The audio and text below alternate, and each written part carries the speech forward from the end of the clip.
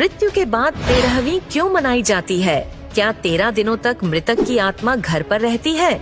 मृत्यु के बाद क्या होता है और 24 घंटे बाद आत्मा घर क्यों आती है? वीडियो एंड तक जरूर देखना। मौत से कुछ घंटे पहले इंसान के पैरों के नीचे से अर्थ सौल चक्र डिस्कनेक्ट हो जाते हैं।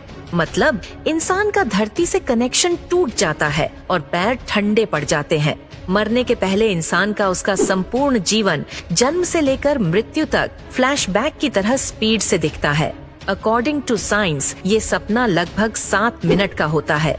उसके बाद दिमाग काम करना बंद कर देता है और अंत में इंसान अपनी सुनने की शक्ति खो देता है, जिसके बाद एस्ट्रल कॉर्ड टूट जाता है, जो कि एक तरह से शरीर और आत्मा का कनेक्शन है, जिसके टूटने से आत्मा शरीर से मुक्त हो जाती है। लंबे समय से शरीर में रहने के कारण वो बॉडी को छोड़ने से मना करती है। वो फिर से बॉडी में प्रवेश करने की काफी कोशिश करती है, लेकिन वो असफल रहती है। जैसे हमारे लिए किसी की मृत्यु को स्वीकार करना मुश्किल होता है, वैसे ही आत्मा भी शरीर की मृत्यु को मानने से इनकार करती है। शरीर छोड़ने के बाद आत्मा बॉडी के 15 फीट ऊपर हवा में तैर रही होती है। वो अपने परिजनों को रोता हुआ देखती है। उसके बारे में बोले गए शब्द उसे किसी शोर की तरह सुनाई देते हैं। हिंदू ग्रंथों के अनुसार रात के समय अंतिम संस्कार नहीं किया जाता। उसे सूर्य देव की पहली किरण के बाद ही जलाया जाता है। अगर किसी व्यक्ति का अंतिम संस्कार रात को किया जाए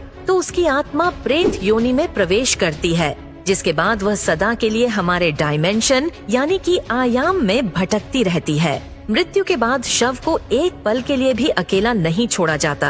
अगर शव को रात भर घर में रखा जाए तो संपूर्ण परिजन रात भर शव को जागते हैं। एक बार एक गांव में एक शव को कुछ पलों के लिए अकेला छोड़ दिया गया, जिसके बाद बाहरी प्रेतों ने उसके ऊपर कब्जा कर लिया और मृत बॉडी ने पूरा गांव जला दिया। गांव में हनुमान जी का एक मंदिर था।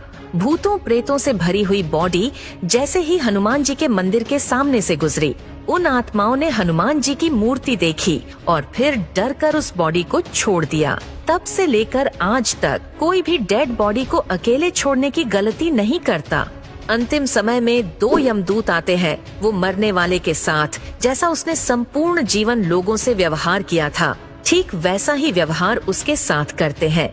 अगर मरने वाला अच्छा आदमी है तो वो इजीली प्राण त्याग देता है, परंतु वो पापी है तो यमदूतों के टॉर्चर से वो तड़प तड़प कर मरता है, जिसके बाद आत्मा को एक प्रकाशमय गुफा से होते हुए यमदूत यमलोक लेके जाते हैं। रास्ते में वैतरणी नदी पार करते हुए आत्मा को जाना होता है। ये नदी आग से लथपथ होती है। जिसने अच्छे कर्म किए हैं वो आसानी से इस नदी को पार कर लेता है, लेकिन अगर कोई पापी व्यक्ति है तो उसे काफी पीड़ा भोगनी पड़ती है, जिसके बाद उस आत्मा को यमराज के सामने खड़ा कर दिया जाता है। फिर चित्रगुप्त जी उस व्यक्ति के पाप और पुण्य का लेखा जोखा यमराज के सामने रखते हैं। उसके कर्मों के आधार पर उसे स्वर्ग या नरक भेजा जाता है। गरुड़ पुराण के अनुसार कुल 36 प्रकार के नरक है। यहाँ बताई गई यातनाएं किसी की कल्पना से भी खतरनाक है।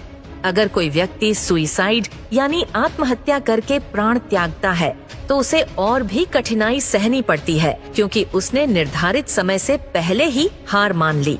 ये शरीर हमारा नहीं है, ये किराए का मकान है जिसे कुछ समय के लिए यूज करने के लिए मिला है। ये मिट्टी का है और एक दिन मिट्टी में ही मिल जाएगा। गरुड़ पुराण के अनुसार हमारे वास्तविक जीवन में किए गए हमारे कर्म ही हमें स्वर्ग या नर्क दिलाते हैं। उसके बाद अगर कोई साधु या तपस्वी है तो उसे मोक्ष की प्राप्ति हो जाती है। सबसे बड़ा सवाल ये सब बातें हमें कैसे पता? गरुड़ देव जिनका बल अतुलनीय है, वे एक साथ 100 इंद्र को पराजित कर सकते हैं। गरुड़ देव स्वर्ग से अमृत कलश लेकर उड़ गए थे, लेकिन उन्होंने अमृत पान नहीं किया। उन्हें बिना अमृत के ही अमृता प्राप्त हुई। ये वरदान उन्हें स्वयं श्री हरि नारायण ने प्रसन्न होकर दिया था। गरुड़ देव तो अमर है, उन्हें नहीं पता कि मृत्यु के बाद क्या होता है, इसलिए जिज्ञासावश उन्होंने श्री हरि नारायण से ये प्रश्न पूछा, और इसी ज्ञान को हम गरुड़ पुराण के नाम से जानते हैं। भगवत गीता में श्री कृष्ण ने कहा था, आत्मा न तो पैदा होती है और न ही वह मरती है। वो तो सिर्फ वस्त्र की तरह एक शरीर से दूसरे शरीर में प्रवेश करती है। मृत्यु तो केवल शरीर की होती है, आत्मा की नहीं। ये जीवन मृत्यु का चक्र यूं ही चलता रहता है। इसीलिए